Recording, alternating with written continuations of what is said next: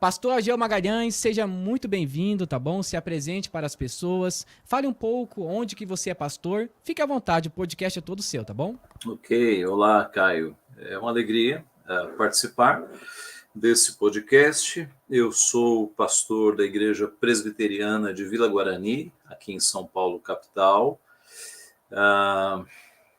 Sou casado com Vivian, tenho 3 filhos, o Davi, a Bianca e o Daniel. Estou no pastorado há 25 anos. Eu leciono no Seminário Teológico Presbiteriano Reverendo José Manuel da Conceição, conhecido como JMC, aqui em São Paulo. Eu creio que é isso. Basicamente, este sou eu. Pastor, como que foi a sua conversão? Qual foi o seu primeiro contato assim com a fé cristã? Você já vem de uma família cristã ou não? Sim, eu nasci numa família cristã. A minha mãe, solteira ainda, lá no interior do Ceará, no sertão do Ceará, muito crente, né? Uma família muito crente. E a minha mãe, ainda solteira, sonhava em ter um filho que fosse pastor. E Deus cumpriu esse sonho dela. Ela se casou, veio para São Paulo, e eu nasci com essa expectativa, né, da família dela especialmente. Mas ali pelos 13 anos, foi lendo um pastor pentecostal, David Wilkerson, a Cruz e o Punhal, que de fato Deus me chamou para o ministério, né? Então eu fui impactado com aquela leitura, e ali o que era o desejo da minha mãe tornou-se o meu desejo com toda a força possível. E a partir dos 13 anos eu comecei a sonhar com o pastorado, mais com missões, né? Embora Deus não me conduziu às missões, Deus me conduziu ao pastorado local, mas foi ali que nasceu, lendo um irmão pentecostal, David Wilkerson. Você teve uma grande influência, né? Falando do David Wilson, do Leonardo Ravenhill ou não?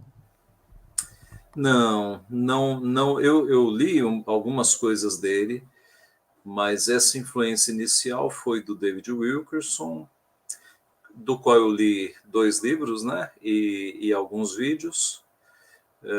Mas aí depois as minhas influências começaram a ser mais na linha reformada. Eu me lembro que a primeira leitura reformada que eu fiz, quando eu, adolescente, disse para o meu pastor que queria ir para o seminário, ele me passou o livro do Spurgeon,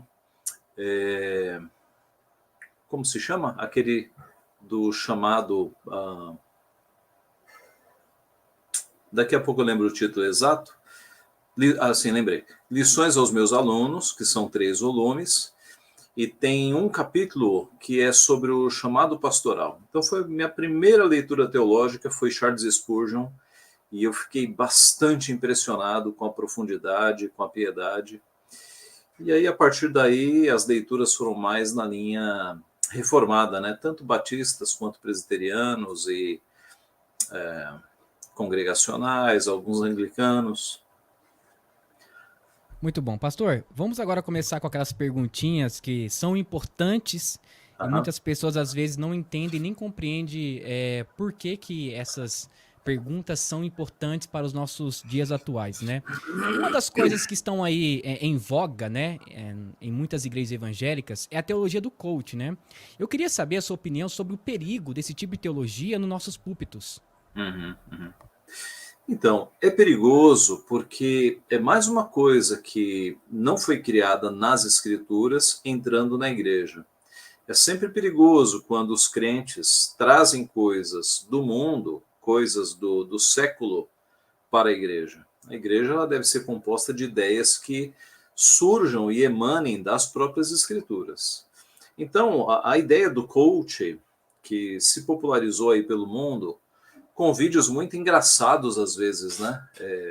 Vídeos até ridículos, de coaches, influenciadores, tentando fazer as pessoas acreditarem em si mesmos e levantar de manhã e na frente do espelho dizer você é um vencedor, você é um vencedor. Essas coisas, né, do movimento dos coaches, elas acabaram entrando na igreja, e você tem alguns pastores indo nessa linha. Por que é perigoso? Porque a ideia do coach sempre foi fazer pessoas vitoriosas. E o caminho do evangelho não é o caminho da coroa, é o caminho da cruz, né? É a teologia da cruz antes da teologia da coroa. Então, e o que é a teologia da cruz? Ora, quem quiser me seguir, a si mesmo se negue, tome a sua cruz e siga-me. Cristo não nos convida para o sucesso. Cristo não nos convida para sermos vencedores. Não nessa vida. Nós sabemos que somos mais que vencedores, mas a nossa vitória não está nessa vida. A nossa vitória está no porvir, na eternidade. Então Cristo nos chama para morrer. E isso é o oposto do coach. É o oposto. A teologia do coach é um chamado para a pessoa vencer nesta vida, ser um grande empresário, ter dinheiro. E isso é oposto ao evangelho. Né? Isso é oposto ao evangelho. Cristo disse para o jovem rico, vende os teus bens e dá aos pobres.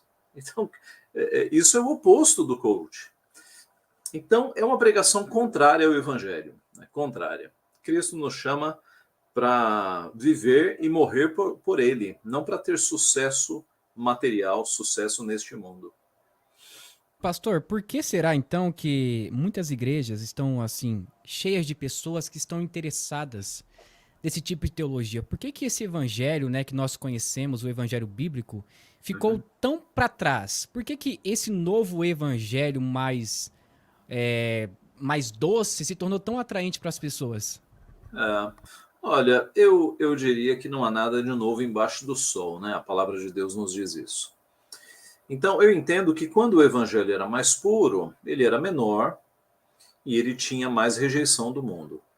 A partir do momento em que começaram a adocicar o evangelho e começaram a mesclá-lo com coisas do mundo para que ficasse mais atrativo, naturalmente, aqueles que antes rejeitavam o evangelho começaram a vir, mas não por causa do evangelho, por causa das bênçãos prometidas. Né? Esse foi o caminho da teologia da prosperidade. Então, como John Piper diz num sermão, né, as pessoas não vieram atrás de Deus, mas vieram atrás das bênçãos deste Deus, o que é muito diferente. E aí você tem um monte de igrejas surgindo aí nos anos 80, anos 90 do século passado, prometendo prosperidade. Né? Você foi feito, diziam eles, não para ser cauda, mas para ser cabeça. Você é filho de um rei, então você tem que viver como príncipe.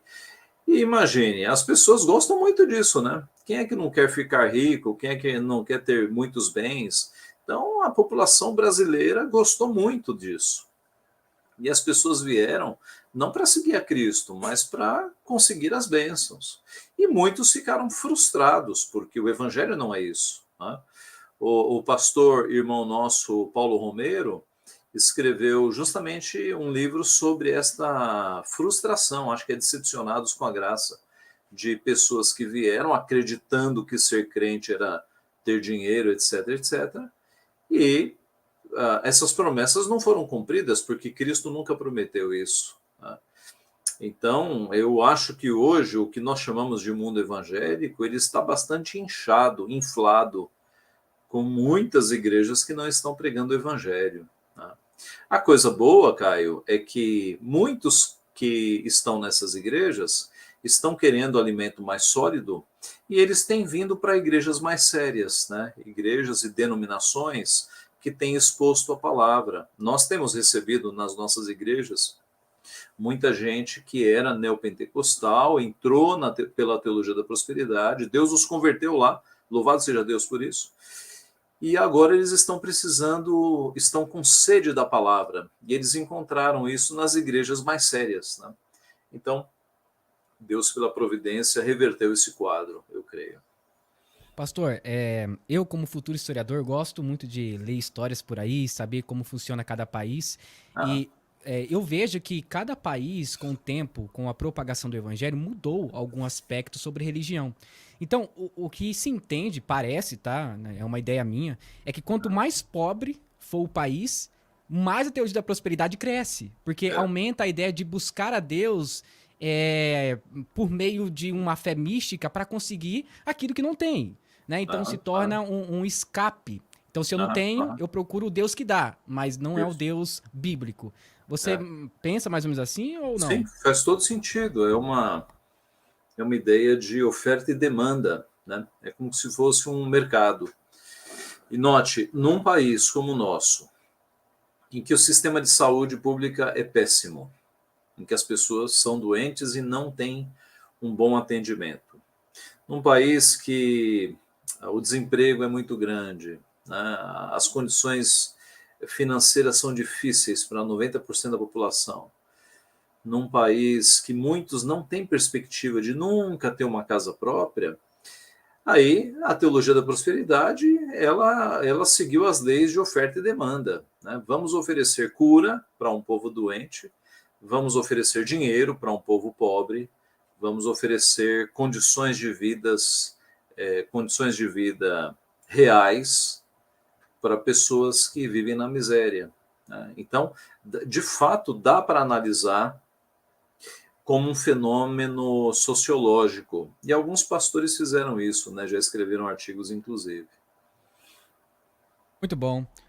Ageu, quais são, então, agora, fazendo uma extensão sobre essas doutrinas que estão sendo disseminadas na igreja evangélica, quais são as consequências do liberalismo nas doutrinas bíblicas? Porque hoje você tem o pastor que é mais conservador e você tem um pastor que é mais liberal, né? Qual o perigo de um pastor liberal liderando uma igreja evangélica?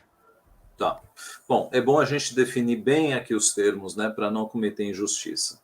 Então, quando a gente fala em liberalismo, a gente está pensando num movimento teológico que, que é fruto do racionalismo, do iluminismo, né, que não acredita em milagre, que não acredita, trazendo para a teologia, que Gênesis 1, 2 e 3 são narrativas, entendem os liberais que a serpente nunca falou, né?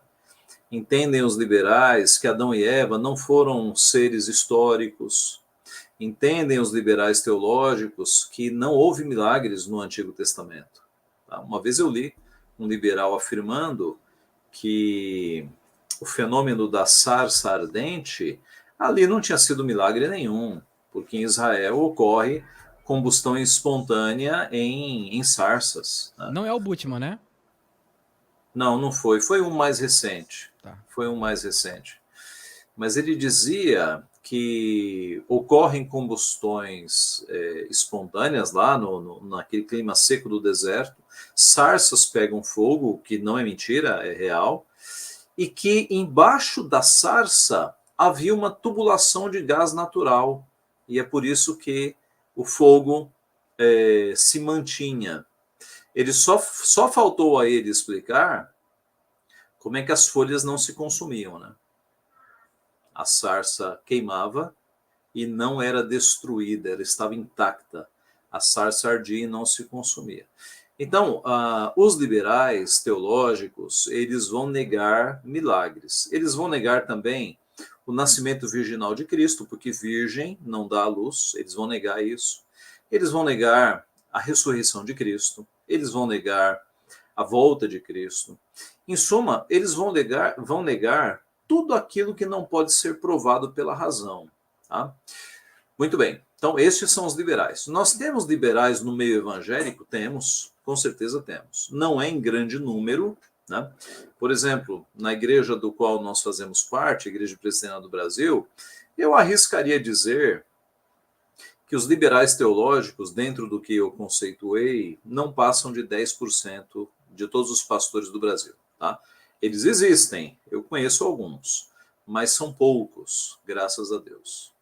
Eu creio que o problema maior das igrejas, e aí eu chego na tua pergunta, é quando nós temos pastores que não têm uma visão e um compromisso muito firme com as Escrituras, e eles estão mais comprometidos com um crescimento da igreja, seja qual for. É o que nós chamamos de pragmatismo. Né? Então, não interessa como é que eu vou encher a igreja, não interessa como eu vou conseguir novos membros.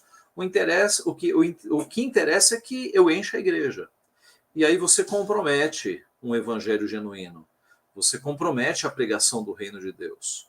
Então, eu acho que há muito mais pragmáticos nas nossas igrejas, usando métodos seculares, métodos do mundo, para tentar atrair os fiéis, do que liberais teológicos, né? Os liberais, graças a Deus, são em número bem menor, mas os pragmáticos, os secularistas, estes que não estão preocupados com Bíblia, com doutrina, estão preocupados apenas em apresentar números, estes são perigosos, porque eles acabam corrompendo o evangelho verdadeiro, tá? Acabam diluindo o remédio, e um remédio diluído ele não faz efeito. Só ainda falando sobre esse assunto, estendendo um pouco mais essa ideia do liberalismo, você crê, por exemplo, que a ideia de igrejas inclusivas que estão crescendo aqui no Brasil e também fora do Brasil, essas igrejas é uma consequência do liberalismo ou não? Olha, é mais uma consequência do... O liberalismo tem parte nisso, né? Porque a autoridade do liberalismo não é a Bíblia, mas é uma consequência grande também do feminismo, né? Porque a última onda do feminismo é essa ideia de variedade de gêneros, né? De você ter feminismos, muitas variações de gênero. Então, é daí que surgem esses movimentos que estão diluindo aquilo que nós conhecemos como gênero, e isso tem entrado na igreja, né? Já faz aí, eu acho que já faz uma década que nós temos algumas igrejas declarando-se igrejas para homossexuais, igrejas nessa linha. E tristemente, algumas igrejas outrora tradicionais, pelo menos uma igreja, né? A do Ricardo Gondim. Ricardo Gondim foi presbiteriano na sua adolescência, lá em Fortaleza, no Ceará, mas ele apareceu com questões diferentes da doutrina presbiteriana, ligadas ao pentecostalismo. Ele saiu da igreja presbiteriana e foi para a Assembleia, depois Bethesda, e ele ficou bastante conhecido na Bethesda, até que ali pelos anos 90, se não me falha a memória, ele embarcou na teologia chamada teísmo aberto, que é aquela teologia que diz que Deus não conhece o futuro, Deus não é onisciente, tá? Então é um Deus que é amor, que é relacional, mas ele decretou não saber todas as coisas. Ele decretou ter um conhecimento médio das coisas. O Gondim embarcou nessa história e de lá para cá é só desgraça a teologia dele, né? E faz poucos meses ele declarou que a igreja dele agora é inclusiva, que os homossexuais são totalmente bem-vindos, não para mudar de vida, mas para continuarem na homossexualidade. Então é muito triste, né? Você pegar um pastor aí com seus 60 e poucos anos de idade, indo por caminhos tão contrários à palavra de Deus. E há igrejas mais novas aqui em São Paulo, algumas denominações que estão nascendo para atender o público chamado homossexual. Então isso é muito ruim, isso é totalmente contrário à vontade de Deus. É que tem gente que confunde, pastor, acha que a gente, por exemplo, a gente é homofóbico, mas não é essa a ideia, né? Não, É de aquela jeito ideia nenhum. de pode vir da forma que você veio, mas não permaneça da forma com que você veio, né? Então, Sim, venha para a igreja, entenda os princípios bíblicos, mas depois que você tiver um encontro com Jesus, você não pode permanecer da forma com que você veio. Então, exatamente. todas as Caio, igrejas são. Caio, é como se eu criasse uma denominação agora para adúlteros, né? Olha, eu estou criando aqui uma denominação aberta para adúlteros. Então, se você está em pleno adultério, você é bem-vindo, você pode ser acolhido aqui por nós e não precisa mudar de vida, né? É a mesma coisa. Cristo nos chamou para transformação, para a gente mudar de vida e abandonar o pecado. E eu falo assim, né, de uma ideia, usando a palavra de uma forma no português mesmo, todas as igrejas são inclusivas porque elas aceitam todas as pessoas, mas elas Exato, não têm a ideia de fazer com que as pessoas sintam-se à vontade com seus pecados, que é totalmente exato, diferente. Né? A exato. teologia aí, teologia queer, que a gente vai falar agora já, tem Aham, esse pensamento de que nós podemos, né, variar um pouco ali a palavra de Deus para conseguir encaixar na nossa ideologia. E já falando sobre isso, pastor, essa uhum, teologia queer está crescendo bastante nos Estados Unidos. aham, E pelo que eu vi, algumas igrejas lá já, infelizmente, já estão aí aceitando essa ideia. Algumas igrejas metodistas, se salvo engano, uhum, já uhum. aceitaram esse tipo de ideia. E eu queria que você falasse um pouco sobre como que funciona essa teologia queer e os seus ensinamentos. Aham, aham. Então, é nessa linha que a gente está conversando mesmo, né? É a ideia de que você não pode discriminar pessoas que se identificam fora dos gêneros, né? Ou com gêneros fluidos, ou tem alguma outra denominação ou designação dentro daquelas letras lá, LGBTQ+, eles aumentam cada vez mais as letras, difícil guardar, mas são igrejas que estão entrando nessa linha, né, que a gente está comentando, muito ruim, porque, veja, a palavra de Deus condena o adultério, a palavra de Deus condena o homossexualismo, claramente. Né? E Cristo nos chama para a transformação. Quando levaram uma mulher adúltera para Cristo, era uma armadilha, né? Os fariseus queriam pegar Jesus, na verdade. Jesus saiu da armadilha como mestre, mas ele disse à mulher: vai, não peques mais. Vai, não peques mais. Jesus não passou a mão na cabeça da mulher, da oprimida, né? Como chamariam hoje. Ele disse: vai, não peques mais. Então é muito perigoso. Agora, talvez, Caio, mais perigoso do que as igrejas que estão indo por essa linha, em que o pecado está declarado e evidente, seja algo que já está acontecendo nos Estados Unidos, dentro das maiores denominações, que é uma tolerância para com o desejo homossexual. Tá? Então, aquela ideia de que você pode ser um homossexual não praticante, entendeu? Isso já está em franco debate na PCA, a Igreja Presbiteriana da América, que é uma das muitas denominações da Igreja Presbiteriana dos Estados Unidos. E graças a Deus isso não passou, mas por pouco não passou a ideia de que você pode ser um homossexual não praticante, de que você pode inclusive ter desejos homossexuais. Tá, deixa eu só Você entender, não... pastor. Essa ideia, então, é a ideia mais ou menos o seguinte: que a pessoa pode se assumir como homossexual e não ser praticante. É diferente de você lutar e não dizer que é. Sim, é isso mesmo. Entendi, entendi. A ideia dos defensores é: o pecado é o ato. Então, eu posso me declarar homossexual, eu posso continuar tendo desejos homossexuais, o que eu não posso é dar vazão. Eu tenho que ser um celibatário. Mas veja como isso é sutil, né? Porque Cristo, ele condenou o desejo, inclusive. Cristo disse: ouvistes que foi dito, não adulterarás. Eu, porém, vos digo: todo aquele que olhar para uma mulher com intenção impura já adulterou. Então, o desejo é pecado. Ora, o que é o pecado se não o desejo que é levado adiante? A Bíblia não diz para nós cuidarmos dos nossos pensamentos? Tudo que é puro, tudo que é respeitável, tudo que é de boa fama, seja isso que ocupe o vosso pensamento. Então, esse é o perigo. E isso tem entrado em algumas denominações e já chegou no Brasil, viu? Eu já vi dois pastores no Brasil, de certo renome, defendendo essa ideia de que o homossexual ele nasceu assim, ele nunca vai mudar, o importante é que ele seja celibatário, mas ele pode continuar com os desejos homossexuais dele. E comparando, inclusive, colocando no mesmo nível do desejo heterossexual, o que são coisas diferentes, né?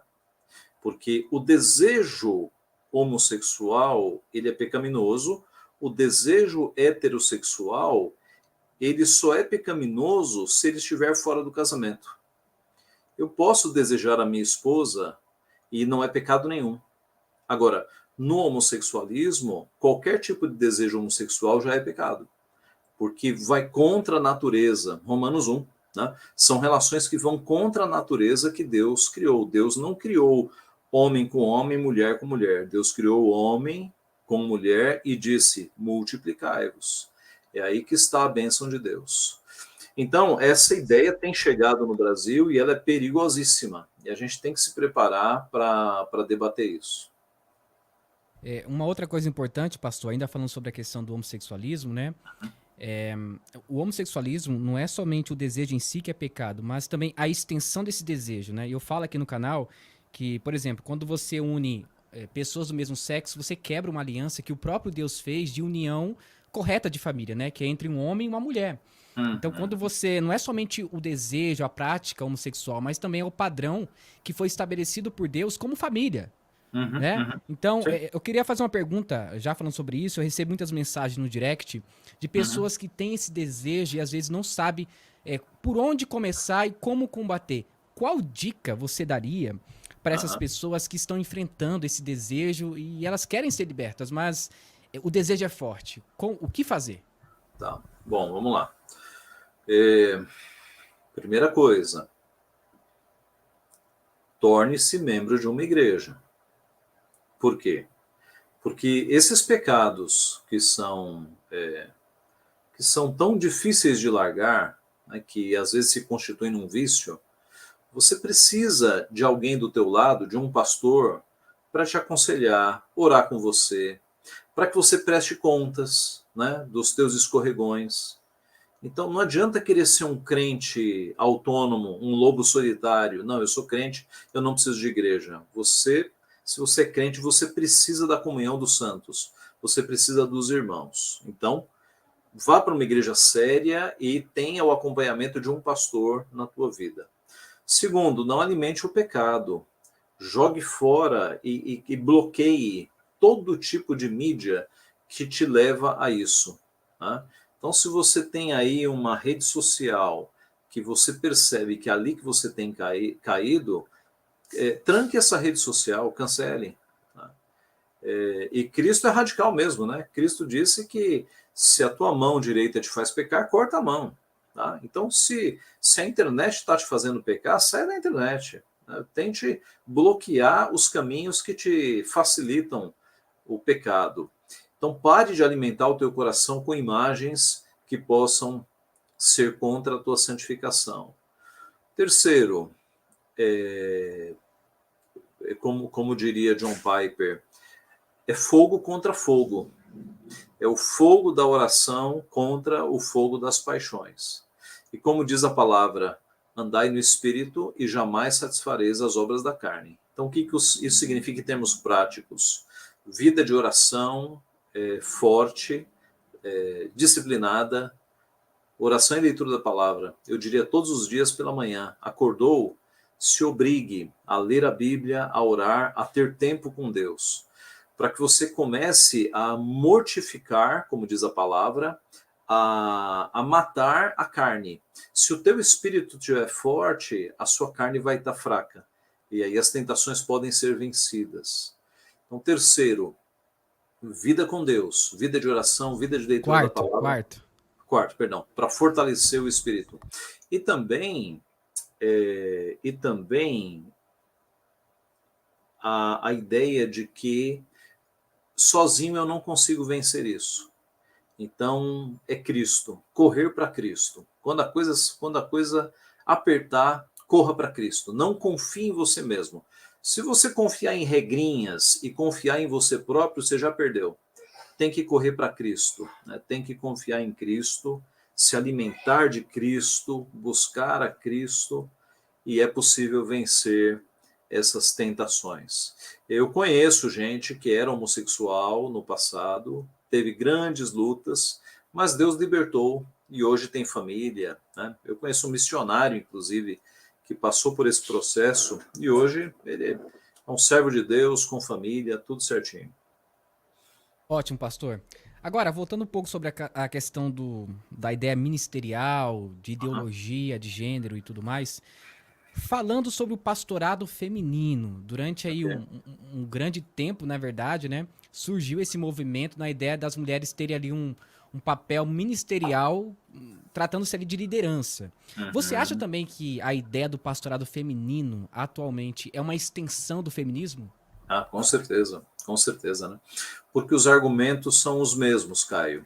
Os argumentos são assim: olha, no passado a mulher não tinha espaço, e agora a mulher tem muito espaço na sociedade, logo, ela pode ter espaço também como pastora na igreja.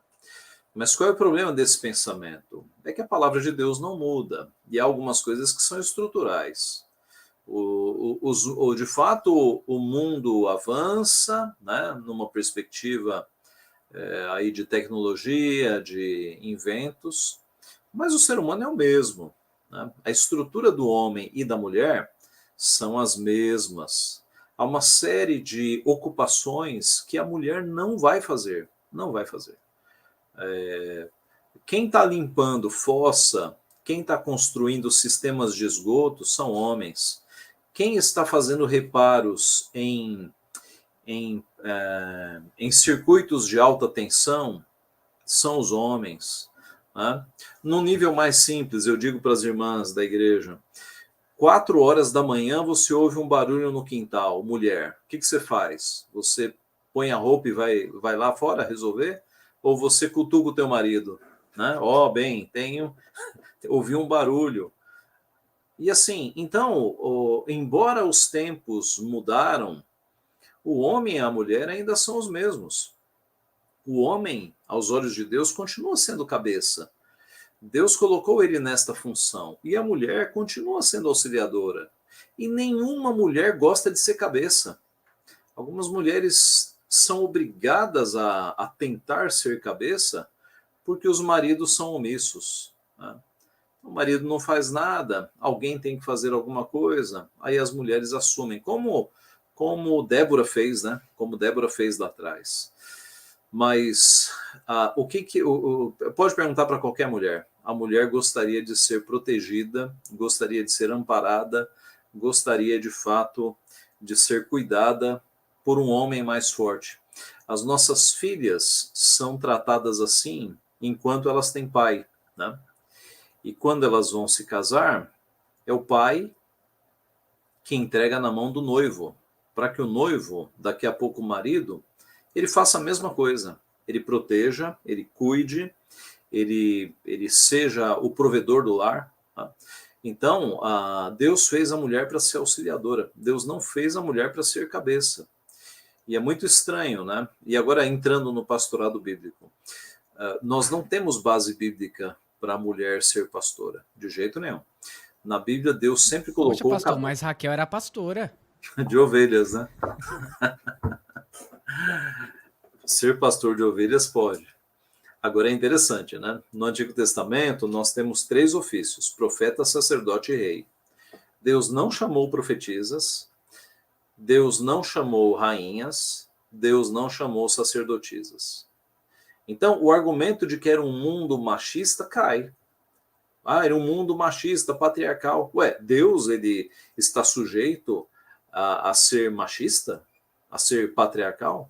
Não, foi Deus que estabeleceu todas as coisas. Né? Então, Deus poderia reverter esta ordem, mas ele não chama. Aí nós entramos no Novo Testamento, a mesma coisa.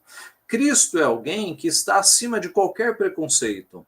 E aí, quando ele vai formar o colégio apostólico, ele chama 12 homens. Por que ele não chamou metade, metade? Por que ele não chamou 12 mulheres? Ou uma mulher para representar? Ele chamou 12 homens. Por quê? Porque ele é machista? Não, Cristo está acima dessas coisas. Porque ele está seguindo o padrão bíblico de usar cabeças. Né? São os cabeças que lideram o povo de Deus, não são as mulheres são auxiliadoras. Então não há base bíblica alguma para pastorado feminino. O pastorado feminino entrou nas igrejas por uma argumentação do século, do feminismo. Os tempos mudaram, as mulheres têm que ter espaço. Mas a argumentação do século não tem vez, né? Não deveria ter guarida na igreja. A igreja é regida pelas escrituras. Tá? Pastor, e por incrível que pareça, né? A primeira pastora que a gente conhece na história através de escritos foi em 1890 e bolinha.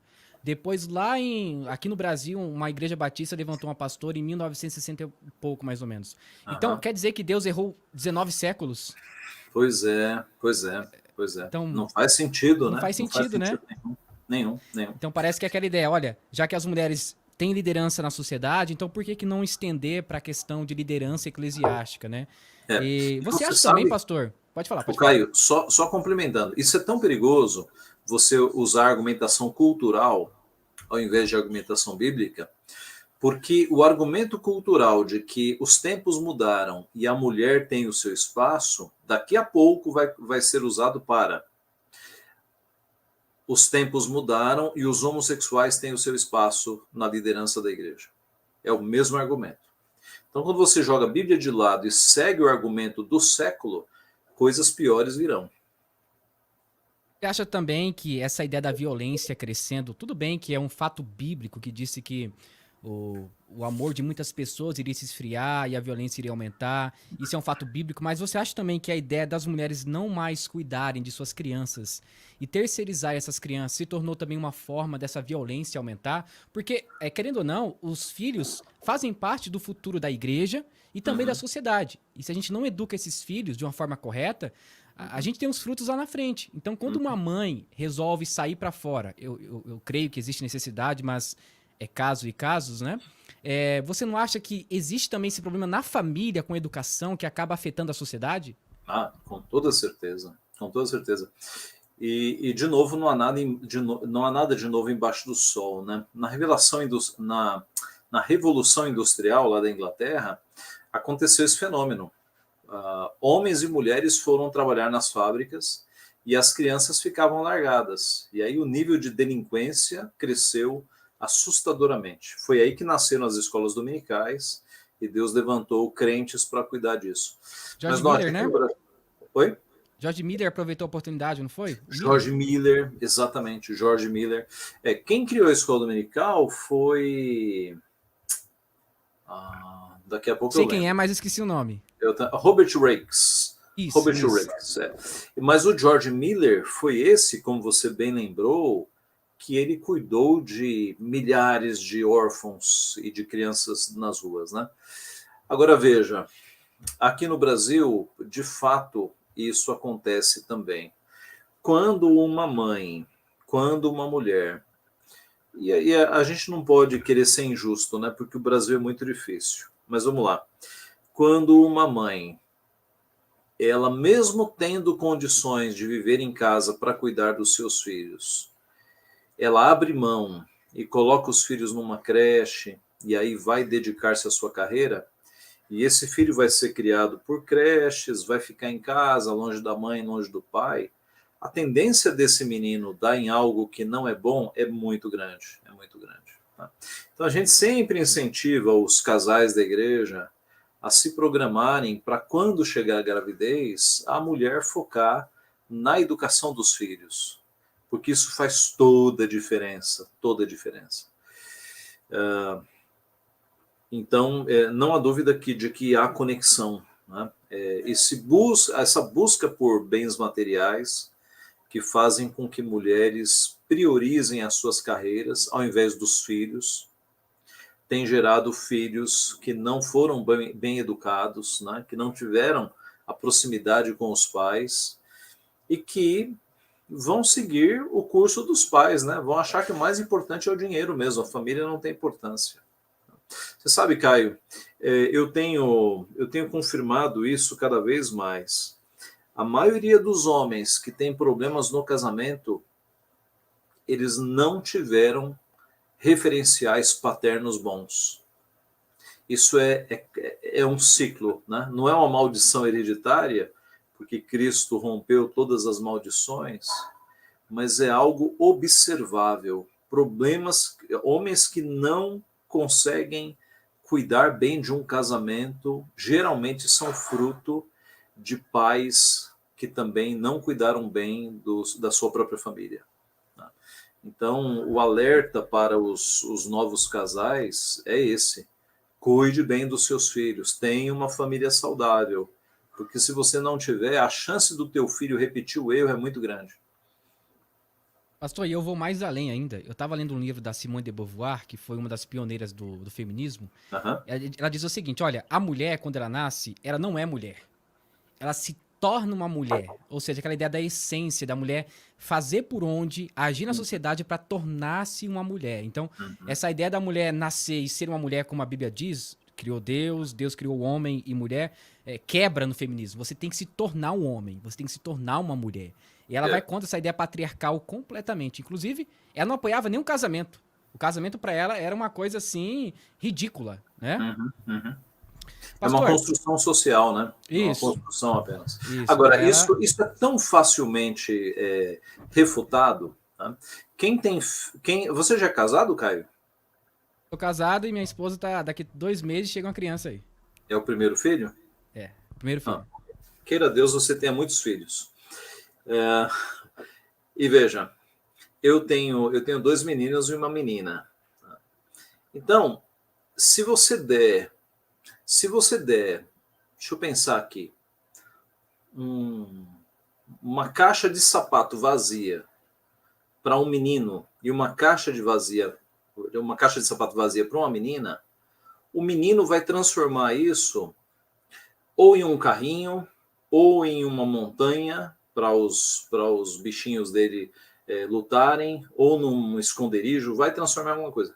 A menina vai transformar num berço, numa casinha. Então, olha, isso é visível para quem tem filho e filha. Não é uma construção social. A menina pega uma boneca e já coloca no colo para ninar. Esse impulso materno está nas meninas, bem pequenininhas. Elas já pegam bonecas e ninam. Então, basta uma observação para perceber que não é uma construção social. Isso é interno mesmo, está na essência. Ótimo. Gente, e a gente não tá falando de Freud, tá? Pelo amor de Deus, nada a ver com Freud, tá bom? A ideia é a ideia bíblica, de essência da Sim, mulher, sim. que Deus coloca ali na mulher, a feminilidade, e no homem também, tá? Para que eles possam crescer e povoem a terra. A nossa ideia é Uhum. exatamente essa, tá bom? Pastor, estamos chegando no final, mas eu tenho uma última pergunta.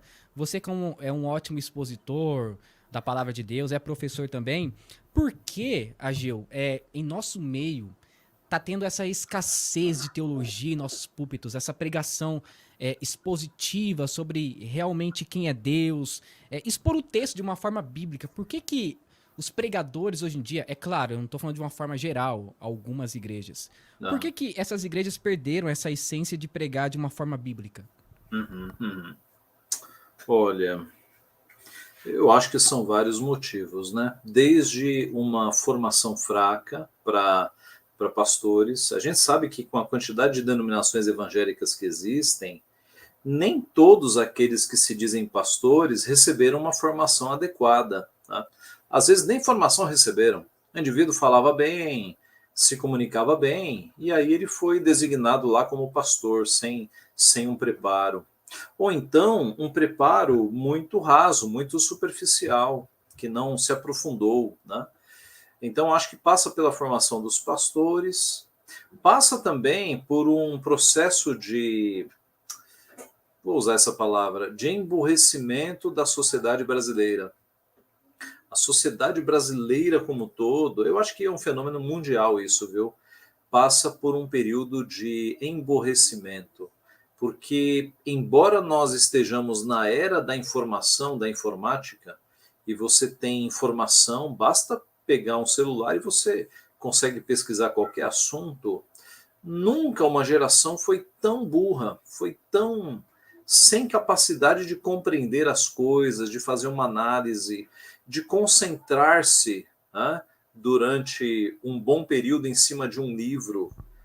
A gente está vendo gerações aí que, por causa dos shorts, né, dos vídeos curtos, a capacidade de concentração é cada vez menor. O Então, é chat um GPT processo. também, né? Pois é. Então, é um processo de emburrecimento. Por consequência, alguns pregadores que não trazem nenhuma profundidade, eles são bem vistos, né? Porque se aprofundar um pouquinho, o povo não acompanha. Então, esse é um grande desafio. Né? Agora, o que, que eu acho que é o caminho, então? O caminho seria pastores bem formados, com uma boa visão das Escrituras e uma boa visão do século também, para conseguir passar para os fiéis, numa linguagem simples, as profundezas das Escrituras. Nós temos alguns autores que fazem isso, né? Então, fora do Brasil, aquele pastor americano, o Sproul, ele fazia isso com muita habilidade, né? Pegar assuntos profundos e passar numa linguagem simples. Aqui no Brasil, eu diria que o reverendo Augusto Nicodemos é mestre em fazer isso. Ele pega assuntos difíceis e passa numa linguagem bem acessível. Eu acho que é o desafio para nós que pregamos a palavra. Aprofundarmos no texto bíblico e passarmos numa linguagem que o povo entenda. Eu perguntei isso porque recentemente, pastor, também eu tive um problema no meu canal, que a gente tem um canal apologético, então em defesa da fé.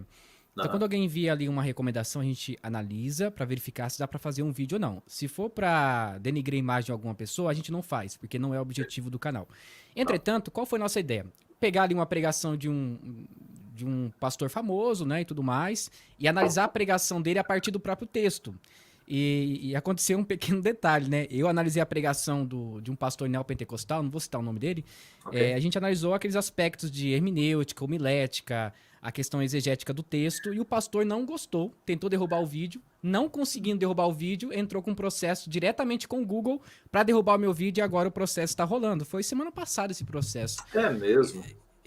Realmente. Ele não aceitou a crítica. Não. E olha só, depois eu até te mando o link, eu só falei da pregação, não falei do caráter dele, que não é a intenção do nosso canal. Sim. Não gostou. Ele tem mais de 20 milhões, né, de seguidores, então é complicado você sabe? Então...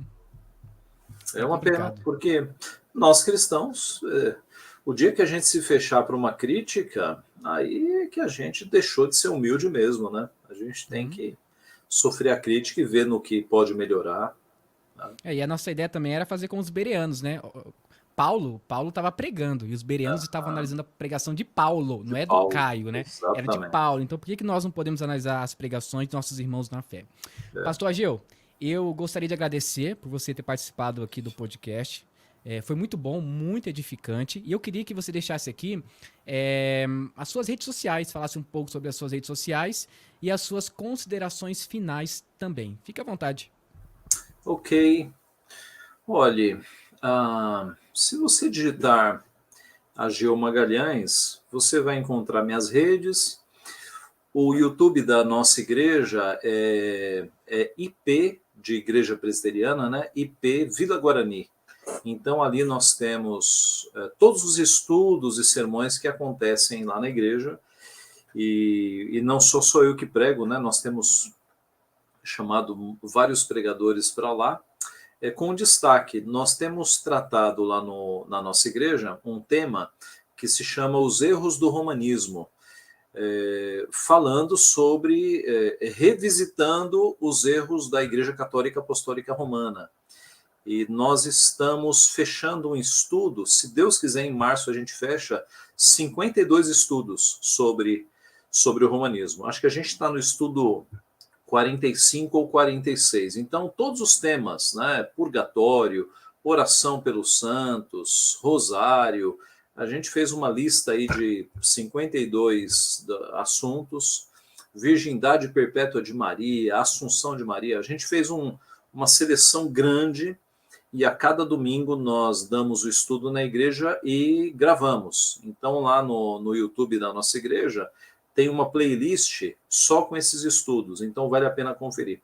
E quanto às outras redes sociais, basta digitar Ageu Magalhães que elas vão aparecer. Tá bom, Ageu, muito obrigado por ter participado do nosso podcast aí do canal. E eu gostaria de saber a sua opinião, você que assistiu esse podcast aí, o que vocês acharam, tá? Comente aqui abaixo, deixe seu like, se inscreva no canal e ative o sininho de notificações. E que Deus abençoe a vida de todos vocês.